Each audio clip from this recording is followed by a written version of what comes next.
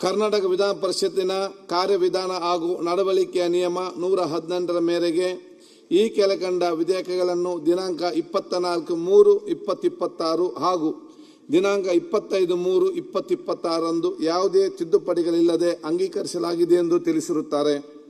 ಕರ್ನಾಟಕ ವೃತ್ತಿಗಳ, ಕಸುಬುಗಳ, ಆಜೀವಿಕೆಗಳ ಮತ್ತು ಉದ್ಯೋಗಗಳ ಮೇಲಣ ತೆರಿಗೆ ತಿದ್ದುಪಡಿ ವಿಧೇಯಕ 2026, ಕರ್ನಾಟಕ ವಿವಾದದಲ್ಲಿ ಐಕ್ಯ, ಸ್ವಾತಂತ್ರ್ಯ ಹಾಗೂ ಮರ್ಯಾದೆ ಮತ್ತು ಸಂಪ್ರದಾಯ ಹೆಸರಿರುವ ಅಪರಾಧಗಳ ಪ್ರತಿಬಂಧಕ ಮತ್ತು ನಿಷೇಧ ಇವ ನಮ್ಮವ ವಿಧೇಯಕ 2026, ಕರ್ನಾಟಕ ಸರ್ಕಾರಿ ಶೈಕ್ಷಣಿಕ ಸಂಸ್ಥೆಯ ಭೂಮಿಗಳ ರಕ್ಷಣೆ ಮತ್ತು ಸಕ್ರಮತೆ ವಿಧೇಯಕ 2026, ಕರ್ನಾಟಕ ಜ್ಞಾನ ಭಂಡಾರ, ಹಸ್ತಪತ್ರಿಕೆಗಳು ಮತ್ತು ಡಿಜಿಟೀಕರಣ ವಿಧೇಯಕ 2026, ಕರ್ನಾಟಕ ರಾಜ್ಯ ಸಿವಿಲ್ ಸೇವೆಗಳು ಶಿಕ್ಷಕರ ವರ್ಗಾವಣೆ ನಿಯಂತ್ರಣ ತಿದ್ದುಪಡಿ ವಿಧೇಯಕ 2026, ಕರ್ನಾಟಕ ಗ್ರಾಮ ಸ್ವರಾಜ್ ಮತ್ತು ಪಂಚಾಯತ್ ರಾಜ್ ತಿದ್ದುಪಡಿ ವಿಧೇಯಕ 2026.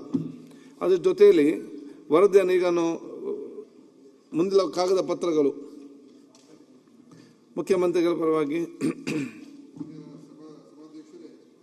ಮಾನ್ಯ ಮುಖ್ಯಮಂತ್ರಿಗಳ ಪರವಾಗಿ ಭಾರತ ಸಂವಿಧಾನದ 151 ಎರಡನೇ ಅನುಚ್ಛೇದದ ಮೇರೆಗೆ ಭಾರತದ ಲೆಕ್ಕ ನಿಯಂತ್ರಕರು ಮತ್ತು ಮಹಾಲೆಕ್ಕ ಪರಿಶೋಧಕರ ಮಾರ್ಚ್ 2020ಕ್ಕೆ ಕೊನೆಗೊಂಡ ವರ್ಷಕ್ಕೆ ಅನುಸರಣಾ ಲೆಕ್ಕ ಪರಿಶೋಧನೆ ಸಿವಿಲ್ 2026 ವರದಿ ಸಂಖ್ಯೆ 1 ಮತ್ತು 2024-25 ಕೊನೆಗೊಂಡ ವರ್ಷದ ರಾಜ್ಯದ ಹಣಕಾಸಿನ ವ್ಯವಹಾರಗಳ ಲೆಕ್ಕ ಪರಿಶೋಧನಾ ವರದಿ 2026 ವರದಿ ಸಂಖ್ಯೆ 2 ಮತ್ತು ಮಾರ್ಚ್ 2024ಕ್ಕೆ ಕೊನೆಗೊಂಡ ವರ್ಷಕ್ಕೆ ರಾಜಸ್ವದ ವರದಿ ಅನುಸರಣಾ ಲೆಕ್ಕ ಪರಿಶೋಧನೆ ಸಿವಿಲ್ 2026 ವರದಿ ಸಂಖ್ಯೆ 3 ವರದಿಗಳನ್ನು ಮಂಡಿಸುತ್ತಿದ್ದೇನೆ. ಈಗ ಪ್ರತಿಪಕ್ಷ ನಾಯಕರು ಚರ್ಚೆ ಮಾಡಿದ್ದೀರಿ ಜಿಬಿಎ ಸಂಬಂಧಪಟ್ಟ ಹಾಗೆ ಮುಖ್ಯ ಉತ್ತರ.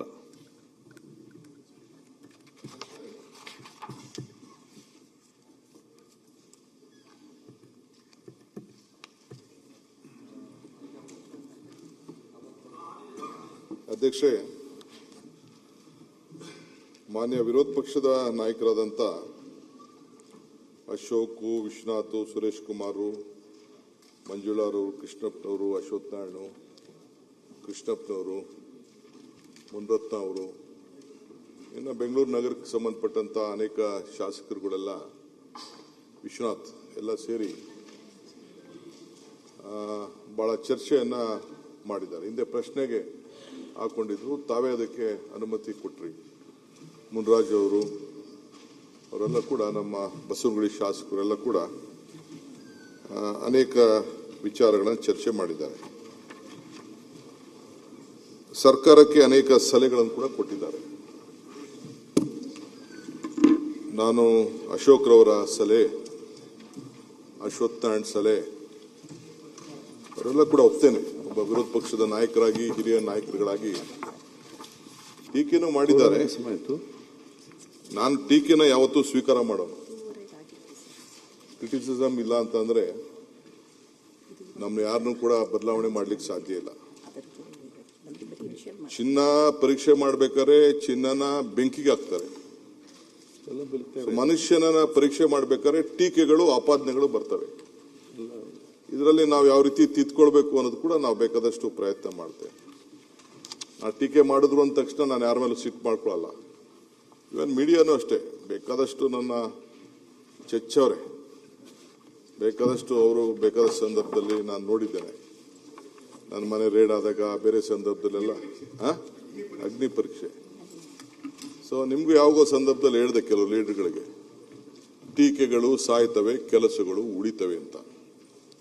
ತಕ್ಷಣ ನಾನು 89ರಲ್ಲಿ ಅಸೆಂಬ್ಲಿಗೆ ಬಂದೆ. 85 ಟ್ರೈ ಮಾಡಿದೆ, ಆಗಲಿಲ್ಲ, ಸೋತೋಗ್ಬಿಟ್ಟೆ. 89 ಬಂದೆ.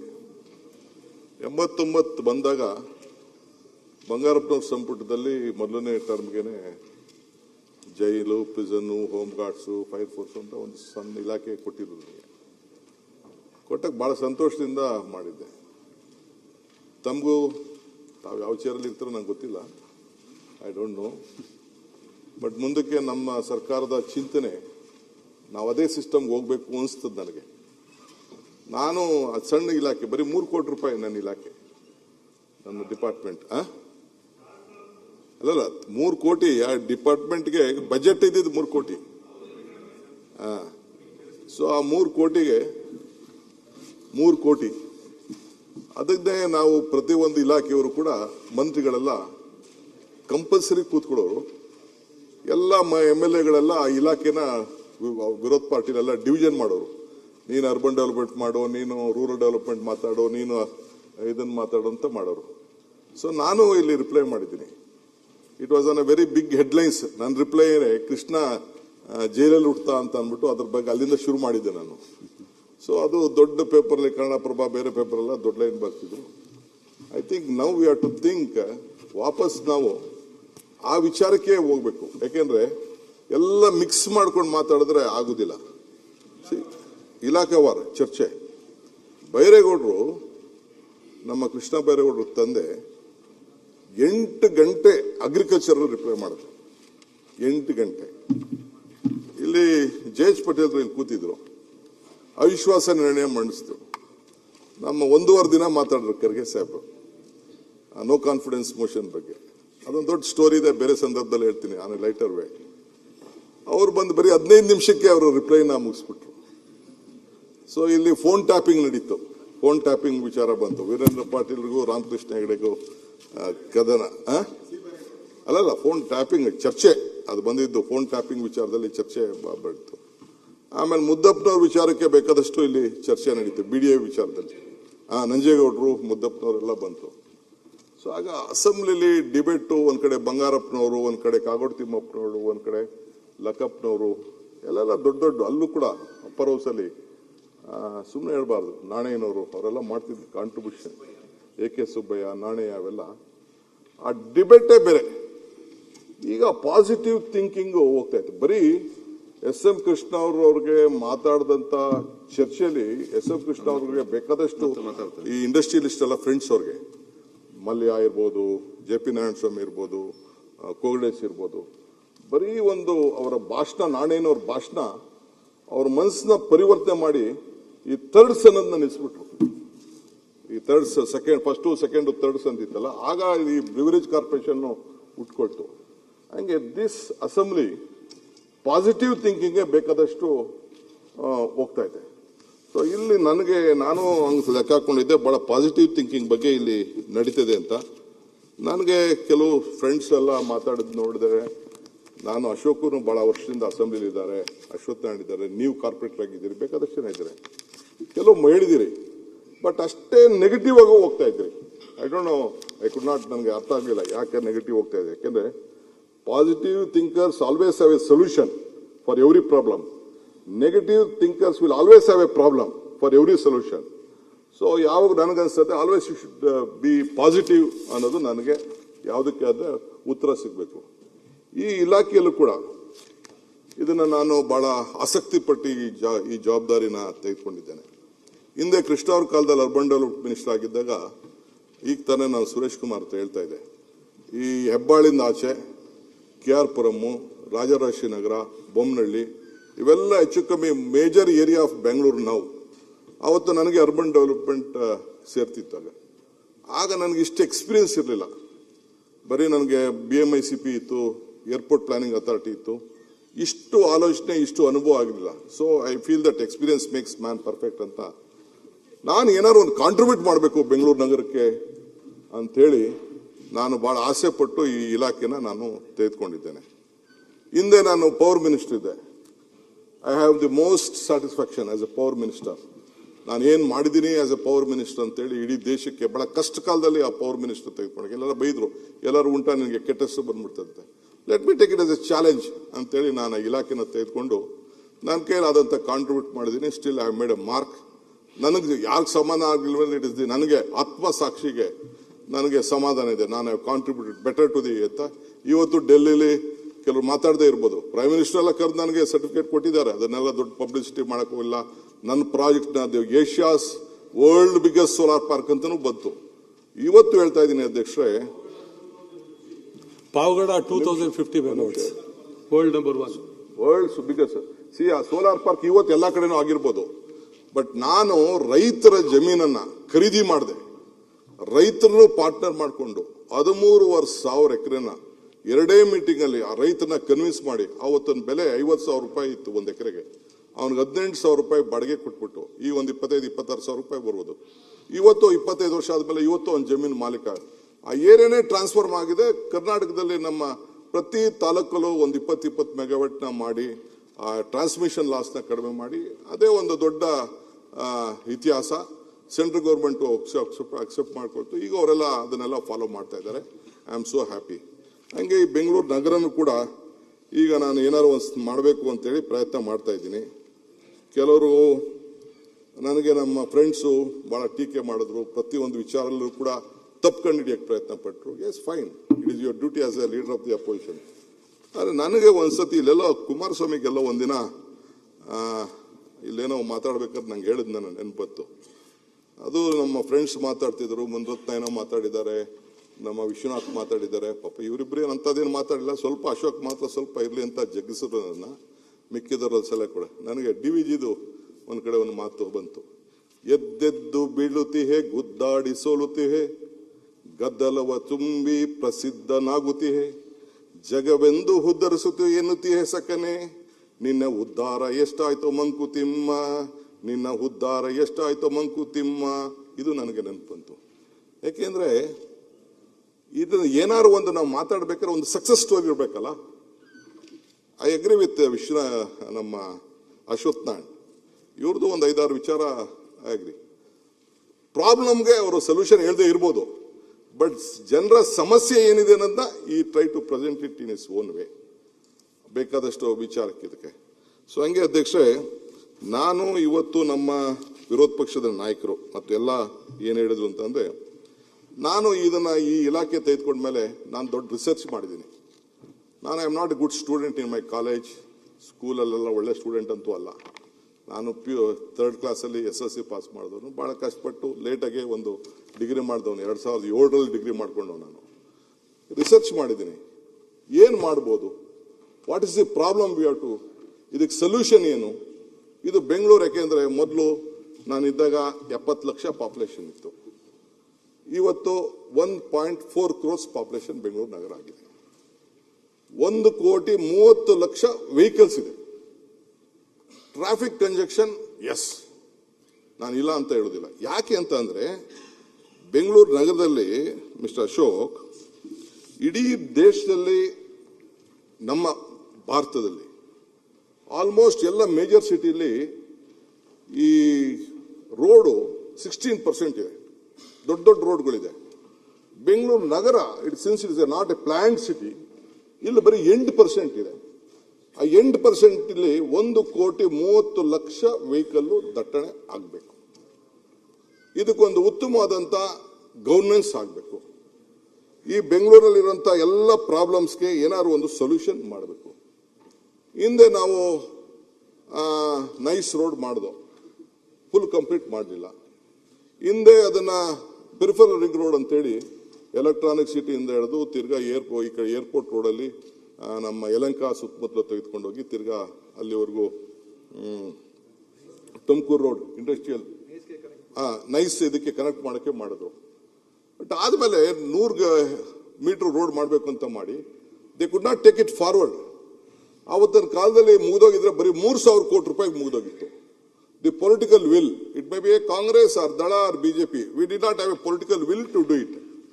ಸೊ ಅದರಿಂದ ಏನಾಗ್ತಾ ಇದೆ, ಟ್ರಾಫಿಕ್ ವೆಹಿಕಲ್ಸ್ ಬಹಳ ದಟ್ಟಣೆ ಆಗಿ ಇವತ್ತು ನಾವೆಲ್ಲ ಇದನ್ನ ಅನುಭವಿಸ್ತಾ ಇದ್ವಿ. How to sort out this problem. ಆಮೇಲೆ ಜನರಿಗೆ ಆಯ್ತು 195 ವಾರ್ಡ್ ಏನೋ ಇತ್ತು, ತಿರ್ಗಾ 225 ಆಯ್ತು. ಗವರ್ನೆನ್ಸ್ ವಿಚಾರ, ಒಬ್ಬರೇ ಕಾರ್ಪೊರೇಷನ್ ಕಮಿಷನರು, ಒಬ್ಬರೇ ಚೀಫ್ ಇಂಜಿನಿಯರು, ಇವೆಲ್ಲ ಬೇಕಾದಷ್ಟು ದೊಡ್ಡ ಸಮಸ್ಯೆ ಇದೆ ಬೆಂಗಳೂರು ನಗರ ಸಭೆ. ಆಮೇಲೆ ಒಂದೊಂದು ವರ್ಷಕ್ಕೆ ಮೇಯರ್ ಚೇಂಜ್ ಆಗೋದು, ಅವ್ನು ಬರೋದಕ್ಕೆ ಅವನ ಅಧ್ಯಕ್ಷ ಆಯ್ತಾನೆ, ತಿರ್ಗಾ ಒಂದು ಹನಿಮೂನ್ ಪೀರಿಯಡ್, ಒಂದು ಫಾರಿನ್ ಹೋಗಿ ಬರ್ತಾನೆ, ಬರೋಷ್ಟೊತ್ತಿಗೆ ಕ್ಲೋಸ್ ಆಯ್ತದೆ, ತಿರ್ಗಾ ಇನ್ನೊಂದು ರಿಸರ್ವೇಷನ್ ಚೇಂಜ್ ಆಯ್ತದೆ. ನೋ ಲೀಡರ್ಶಿಪ್ ಬೆಳೆಲಿಕ್ಕೆ ಸಾಧ್ಯ ಇಲ್ಲ. ಈ 73-74ನೇ ತಿದ್ದುಪಡಿ ಏನಪ್ಪಾ ಅಂತಂದ್ರೆ, to give more power to the young leaders.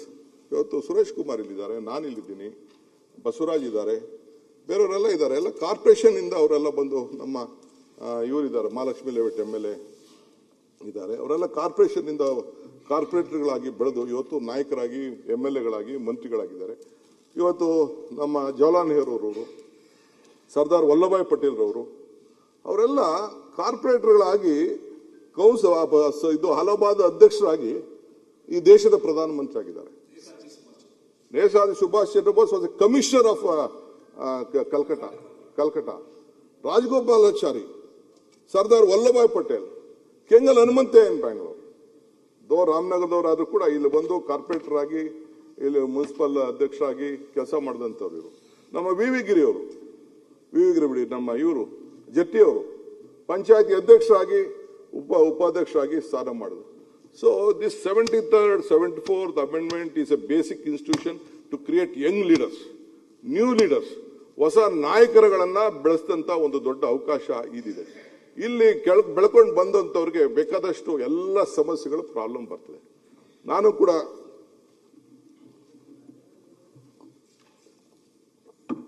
ಜಿಲ್ಲಾ ಪಂಚಾಯತಿ ನಿಂತಿದ್ದೆ, ಅಸೆಂಬ್ಲಿ ಸೋತ ಮೇಲೆ ಜಿಲ್ಲಾ ಪಂಚಾಯತ್ ನಿಂತಿದೆ. ಸೊ ಅದರಿಂದ ಸುಮಾರು ನನಗೆ ಜಿಲ್ಲಾ ಪಂಚಾಯತಿ ವ್ಯವಸ್ಥೆ, ತಾಲೂಕ್ ಪಂಚಾಯತಿ ವ್ಯವಸ್ಥೆ ಇವೆಲ್ಲ ಕೂಡ ನನಗೂ ಸ್ವಲ್ಪ ಅರಿವಿದೆ. ಸೊ ಹಂಗೆ ಇದಕ್ಕೆ ಏನು ಮಾಡ್ಬೋದು ಅಂತ ಆಲೋಚನೆ ಮಾಡಿ ಇದಕ್ಕೆ ಫಸ್ಟ್ ಗವರ್ನೆನ್ಸ್ ಮುಖ್ಯ ಅಂತೇಳಿ ಹಿಂದೆ ಬೇಕಾದಷ್ಟು ಸಲಹೆ ಇತ್ತು, ಡಿಸ್ಕಷನ್ ಆಗಿತ್ತು. ಈ ಬೆಂಗಳೂರಿನ ಇದನ್ನ ಕಂಟ್ರೋಲ್ ಮಾಡೋಕ್ಕೆ ಆಗ್ತಿರ್ಲಿಲ್ಲ. ಯಾವ ಆಫೀಸರ್ಗಳು ಪಾಪ MLAಗಳು ಏನು ಮಾಡ್ತಾರೆ, ಒಬ್ಬರೇ ಕಮಿಷನರ್ ಹತ್ರ ಮಾತಾಡಬೇಕು, ಒಬ್ಬರೇ ಇದನ್ನು ಮಾಡಬೇಕು. It is not practically possible ಅಂತೇಳಿ ಎಲ್ಲರದ್ದು ಚರ್ಚೆ ಮಾಡಿದೆ. ಚರ್ಚೆ ಮಾಡಿ ಒಂದು ರಿಪೋರ್ಟು ಬಂತು. ಸೊ ಅದಕ್ಕೆ ನಾನು ಇದನ್ನ ಭಾಗನ ಮಾಡಬೇಕು, ಗವರ್ನೆನ್ಸ್ಗೋಸ್ಕರ ಭಾಗ ಮಾಡಬೇಕು. ನನಗೇನು ಬೆಂಗಳೂರು ಕೆಂಪೇಗೌಡ ಕಟ್ಟದನ್ನ ಭಾಗ ಮಾಡೋಕ್ಕಿಲ್ಲ. I believe in, but there is no alternative. ಬೇರೆ ಬೇರೆ ರಾಜ್ಯಗಳಲ್ಲೆಲ್ಲ ನಾನು ನೋಡಿದ್ದೇನೆ, ಪಕ್ಕದಲ್ಲಿ ಹೊಸದಾಗಿ ಸೇರಿಸಿರೋದು ಮಾಡಿರೋದೆಲ್ಲ ಸೇರಿಸ್ತೀವಿ. ಇನ್ನ ಬೇಕಾದಷ್ಟು ಆ್ಯಡ್ ಮಾಡಲೇಬೇಕು. ಇಲ್ಲೂ ಸ್ವಲ್ಪ ತಾರತಮ್ಯ ಇದೆ. ಆದರೆ ಈ 73rd, 74th ಅಮೆಂಡ್ಮೆಂಟ್ ಏನಿದೆ, 74th ಅಮೆಂಡ್ಮೆಂಟ್ ಅಲ್ಲಿ ಈಗ ಈಸ್ಟ್ ಕಾರ್ಪೊರೇಷನ್ ನಮ್ಮ KR ಪುರಂ, ಮಾದೇವಪುರ ಮಾಡಿದ್ವಿ. ಅಲ್ಲಿ ಹೈಯೆಸ್ಟ್ ರೆವಿನ್ಯೂ ಇದೆ. ಇನ್ನೊಂದು ಸ್ವಲ್ಪ ಪಂಚಾಯತಿ ಸೇರಿಸಿದ್ರೆ ಈ 1,500 ಇದೆ, 4,000 ಕೋಟಿಗೂ ಹೊಂಟೋಗ್ತದೆ. ಅಲ್ಲಿ ಅಷ್ಟು ಇನ್ಕಮ್ ಇದೆ. ಪಕ್ಕದಲ್ಲಿ ಈಗ ಎಲೆಕ್ಟ್ರಾನಿಕ್ ಸಿಟಿ ಇದೆ. Electronic city is A part of Bengaluru, ಆದ್ರೂ ಕೂಡ ಅದನ್ನ out of Bengaluru city corporation ಇದೆ. ಇಲ್ಲಿ ಅಲ್ಲಿಂದ ಒಂದು ರೋಡಿಂದ ಈಚೆ ಅವನು ಟ್ಯಾಕ್ಸ್ ಕಟ್ಟೋನು, ಅವನಿಗೂ ಬಾಡಿಗೆ ಕಟ್ಟೋನು, ಅವನು 60 ರೂಪಾಯಿ 70 ರೂಪಾಯಿ ಇದೆ. ಅವ್ನು ಟ್ಯಾಕ್ಸ್ ಮಾತ್ರ 10% ಕಟ್ತಾನೆ. ಒಂದು ರೋಡಿಂದ ಈಚೆಗೆ 90% ಕಟ್ತಾನೆ. ಅಲ್ಲಿ ಪಂಚಾಯತಿ ಇದೆ. ಆ ಪಂಚಾಯತಿಲಿ ಬ್ರಿಗೇಡ್ ರೋಡ್ಕಿನ್ನ ಬಹಳ ದೊಡ್ಡದಾಗಿ ಬಿಸ್ನೆಸ್ ಅಲ್ಲಿ ನಮ್ಮ ಶ್ರೀನಿವಾಸ್ ಅವರು ಇಲ್ಲಿಲ್ಲ, ಕೃಷ್ಣಪ್ಪನವ್ರ ಕಾನ್ಸ್ಟಿಟ್ಯೂನ್ಸಿ ಅಲ್ಲಿ ಎಲೆಕ್ಟ್ರಾನಿಕ್ ಸಿಟಿ ಪಕ್ಕದಲ್ಲೇನೆ ಆ ರೀತಿ ಎಲ್ಲ ಇದೆ. ಸೊ ಅದಕ್ಕೆಲ್ಲ ಏನಾದ್ರು ಮಾಡಿ ರಿಫಾರ್ಮ್ಸ್ ಮಾಡಬೇಕು ಅಂತೇಳಿ ಒಂದು ಪ್ರಯತ್ನ ಮಾಡ್ತಾ ಇದ್ದೀನಿ. ಈ 5 ಕಾರ್ಪೊರೇಷನ್ ತೆಗೆದುಕೊಂಡು ಬಂದು, ಸೊ ನಾನು ಮೇ 15ನೇ ತಾರೀಕು ಅದಕ್ಕೆ ಹೊಸ ನೋಟಿಫಿಕೇಶನ್ ಮಾಡಿ 2025ರಲ್ಲಿ ಇರುವಂತ ಎಕ್ಸಿಸ್ಟಿಂಗ್ ಏರಿಯಾಗೆ 5 ಕಾರ್ಪೊರೇಷನ್ ಮಾಡಿ ಸೆಪ್ಟೆಂಬರ್ 2ನೇ ತಾರೀಕಿಗೆ 25ಕ್ಕೆ ಈ 74ನೇ ಅಮೆಂಡ್ಮೆಂಟ್ನ ತರಬೇಕು ಅಂತೇಳಿ ಇವತ್ತು ಮಾಡಿದ್ದೇನೆ. ಸಿಟಿಸನ್ ಸೆಂಟ್ರಿಕ್ ಗವರ್ನೆನ್ಸ್ ಇರಲಿ ಅಂತೇಳಿ, ಫೈನಾನ್ಷಿಯಲ್ ಇಂಡಿಪೆಂಡೆನ್ಸ್ ಆಗಲಿ ಅಂತೇಳಿ. ಸೊ ಅದಕ್ಕೆ ಮಾಡಬೇಕು ಅಂತೇಳಿ ಕೆಲವು ಅದಕ್ಕೆ ಆದಂಥ ಫೈನಾನ್ಷಿಯಲ್ ಪವರ್ಸ್ ಎಲ್ಲ ಕೊಟ್ಟು ಇವತ್ತು ತೀರ್ಮಾನವನ್ನು ಮಾಡಿದ್ದೇವೆ. ನಾವು ಮಾಡ್ಬೇಕಾದ್ರೆ ಏಕಾಏಕಿ ನಾನು ಮಾಡಕ್ಕೆ ಹೋಗ್ಲಿಲ್ಲ. ಇಲ್ಲಿ ಅವರು ವಿರೋಧ ಪಕ್ಷದ ನಾಯಕರು ಅಡ್ವೈಸ್ ಮಾಡಿದ್ರು, let us form a house committee ಅಂತ. ಅವರೆಲ್ಲ ಸಜೆಷನ್ ಕೊಟ್ಟಿದ್ದಾರೆ. ನಾನು ಇದನ್ನ ನನ್ನ ಇಷ್ಟ ಬಂದಂಗೆ ಇಚ್ಛಾಶಕ್ತಿ ನಾನು ಇವತ್ತು ಮಾಡೋದಿಲ್ಲ, ಮುಂದಕ್ಕೂ ಮಾಡೋದಿಲ್ಲ. I believe in democratic setup. ಎಲ್ಲರಿಗೂ ಒಂದು ಅವಕಾಶ ಸಿಕ್ಕಲಿ, ಎಲ್ಲರ ಮಾತು ಕೇಳೋಣ. Ultimately there's a will, political will ಇರ್ತದೆ ಅಂತೇಳಿ ಬೇಕಾದಷ್ಟು ಅವರು ಎಲ್ಲ ಸಲಹೆ ಕೊಟ್ಟಿದ್ದಾರೆ. ಸಲಹೆ ಪ್ರಕಾರ ನಾವು ಮಾಡಿದ್ದೇವೆ. ಇನ್ನ ಬೇಕಾದಷ್ಟು ಎಕ್ಸ್ಪ್ಯಾಂಡ್ ಮಾಡೋಕ್ಕಿದೆ. ಇನ್ನ ಇದರಲ್ಲಿ ಏನಾದ್ರು ಸ್ವಲ್ಪ ತಪ್ಪುಗಳಿತ್ತು ಅಂತಂದ್ರೆ ಸ್ವಲ್ಪ ಹೋಗಿ ಶ್ರೀನಿವಾಸ್, ಸುರೇಶ್ ಹೋಗಿ, ಇನ್ನೇನಾದ್ರು ಈ ವಿಚಾರ ಇತ್ತು ಅಂತಂದ್ರೆ ವಿಲ್ ಸೆಟಲ್ ರೈಟ್. ಬೇಕಾದ್ರೆ ಏನಾದ್ರು ಮಾಡಿಫಿಕೇಶನ್ ಮಾಡಿದ್ರೆ ಅದನ್ನು ಕೂಡ ಮಾಡೋಕ್ಕೆ ನಾವು ತಯಾರಿದ್ದೇವೆ. ಸೊ ಈಗ 369 ವಾರ್ಡ್ ಮಾಡಿದ್ದೀವಿ.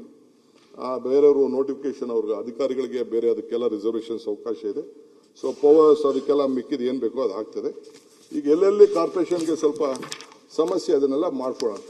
ಇದನ್ನು ನೋ ಡಿವಿಷನ್ ಆಫ್ ಬೆಂಗಳೂರು ಅಂತಂದ್ರೆ ಡಿವಿಷನ್ ಅಂತಂದ್ರೆ ಇದನ್ನ ಇಡೀ ಬೆಂಗಳೂರಿನ ಇದನ್ನ ಮಾಡಕ್ ನಾವು ಹೋಗಲ್ಲ.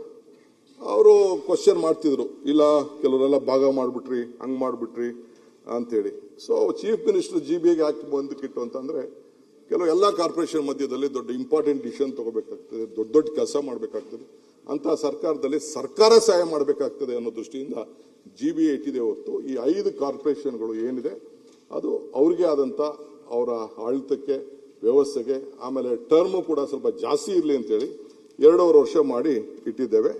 ಅಟಾನಮಿ ಕೂಡ ಅವ್ರಿಗೆ ಕೊಟ್ಟಿದ್ದೇವೆ. ಸೊ ಫೈನಾನ್ಷಿಯಲ್ ಅಟಾನಮಿ ಕೂಡ ಎಲ್ಲ ಕೊಟ್ಟಿದ್ದೇವೆ.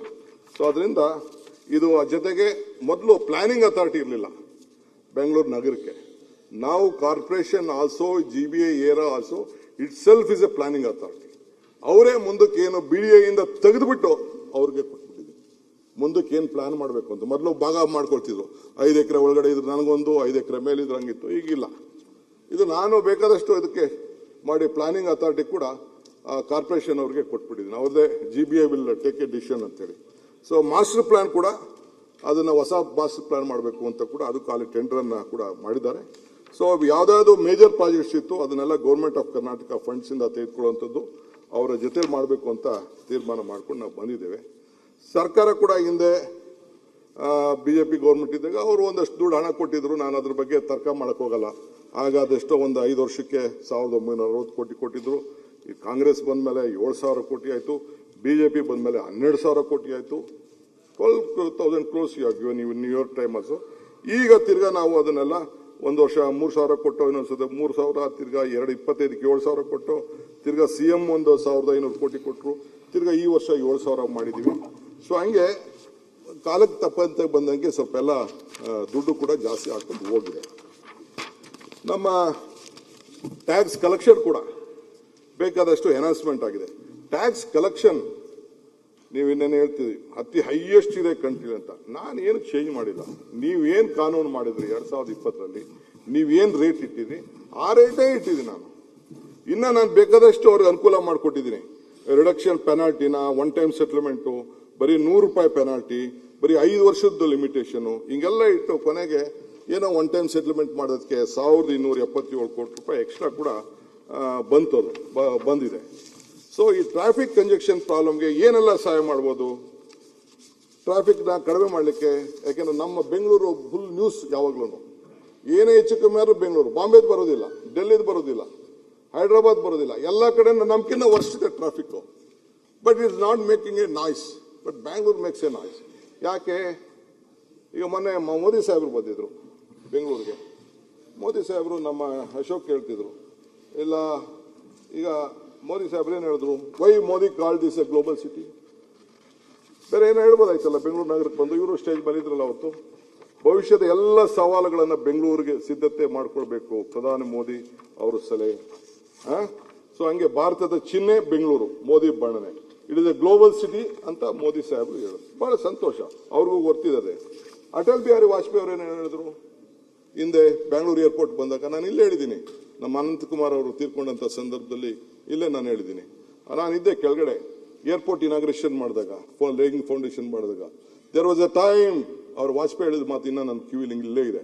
ದೇರ್ ವಾಸ್ ಎ ಟೈಮ್ 5 ಪ್ರಧಾನಮಂತ್ರಿಗಳು 4 ತಿಂಗಳಲ್ಲಿ ಬಂದಿದ್ರು ಬೆಂಗಳೂರಿಗೆ. ಚೈನಾ, ಜಪಾನ್, ಪೋಲ್ಯಾಂಡ್ ಮತ್ತು British prime minister. There was a time when the world leaders first use to come to Delhi, then they used to come to different part of the state whichever they like. Now the situation has changed. The same world leaders are first coming to Bangalore, then going to Delhi ಅಂತೇಳಿ ಅಟಲ್ ಬಿಹಾರಿ ವಾಜಪೇಯಿ ಅವರು ಹೇಳಿದ್ರು.